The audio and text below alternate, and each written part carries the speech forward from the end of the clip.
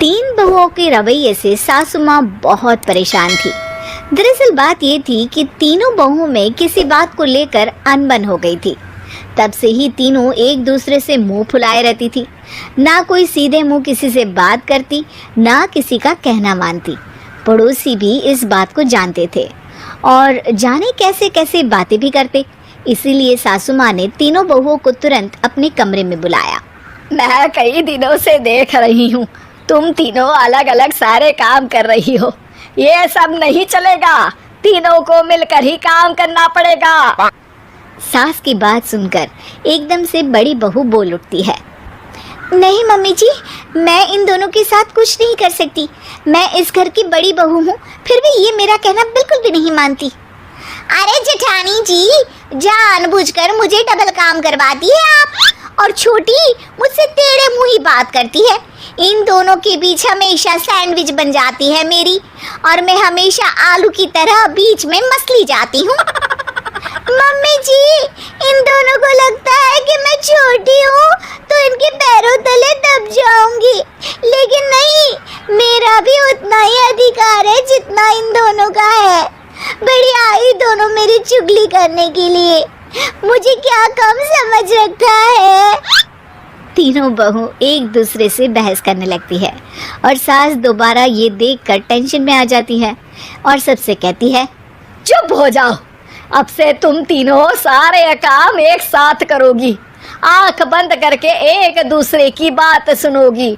तुम तीनों इस बात को गांठ बांध लो, वरना अगली छुट्टियों में तुम्हारा अपना मायके जाना कैंसिल। सास की बातें सुनकर डर के मारे तीनों हामी भर देती हैं। जी मम्मी जी, मैं समझ गई। हाँ मम्मी जी, जैसा आप कहें, आप जो कहेंगी मैं वही करूंगी। तीनों बहू सास की बात को गांठ बांध लेती है और वादा करती है कि अब से सारे काम वो तीनों एक साथ मिलकर ही करेंगी।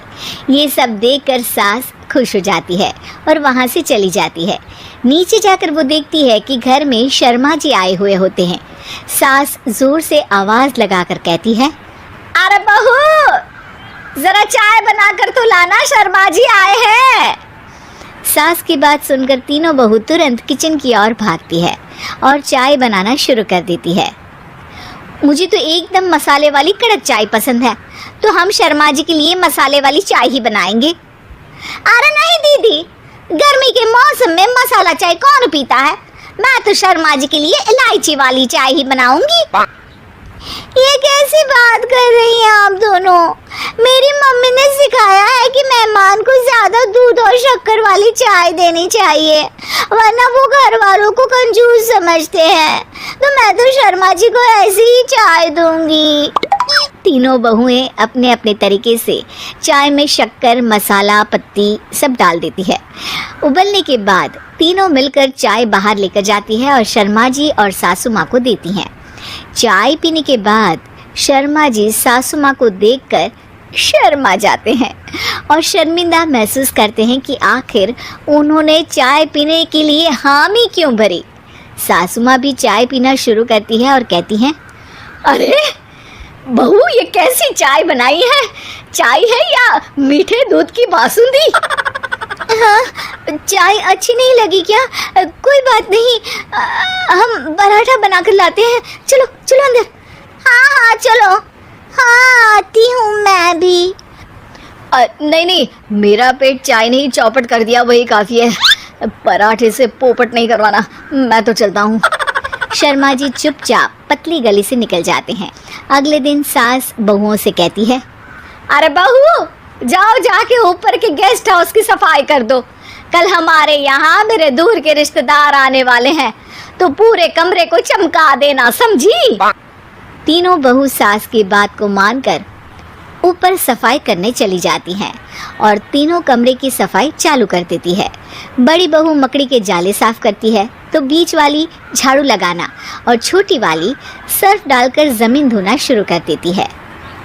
अरे दीदी, जेठानी जी, अभी मैंने पूरी फर्श धोई और आप फिर से धूल नीचे गिरा रही हैं। और मछली जेठानी जी, आप बिना झाड़ू की धूल यहाँ छटक रही हैं। अरे तीनों को साफ करना है, एक साथ सफाई करते हैं ना। अरे वही तो, हम साथ साथ हैं, घर साफ साफ है। तीनों बहू ऐसे ही काम में उलझ जाती है और 2 घंटे तक एक ही कमरे की सफाई करती रहती है।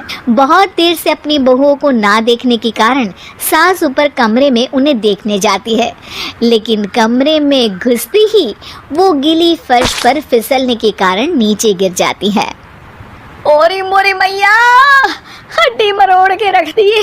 आए मेरी तो कमर ही टूट गई रे। तीनों बहुएं सास को उठाती हैं और बिस्तर पर सुला देती है। अरे मेरे हाथ पैर दर्द कर रहे हैं, दबा दो आराम मिलेगा। हाँ जी माँ जी। अरे जी माँ जी माँ जी। और तीनों बहुएं एक साथ सास के हाथ को दबाना शुरू कर देती हैं। माँ की तो चीख ही निकल जाती है और नतीजा ये होता है कि सास के बचे हुए शरीर में भी दर्द उठ जाता है। हाय राम, ये क्या कर दिया तुम तीनों ने। अरे मेरी तो किस्मत ही फूटी है कि तुम जैसी बहुएं मुझे मिली। हे भगवान, पूरे शरीर में दर्द बढ़ गया है। अब तो पता नहीं कि चल भी पाऊंगी या नहीं। माफ करो, मुझे गलती हो गई मुझसे कि तुम तीनों को एक साथ काम करने के लिए बोला।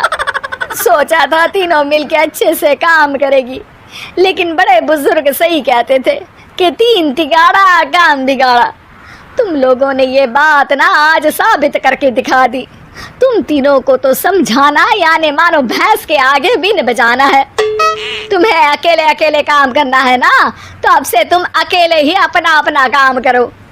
तीनों बहुएं वहां से जाने लगती है। अरे कहाँ जा रही हो? आप ही ने तो कहा कि अपना अपना काम करो, तो मुझे मुल्तानी मिट्टी लगानी है। अरे मुझे भी तो नेल पॉलिश लगानी है।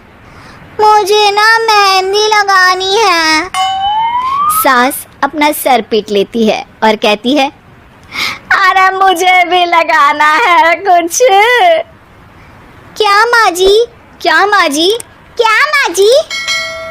तुम्हारे घर वालों को फोन, तुम्हारी हर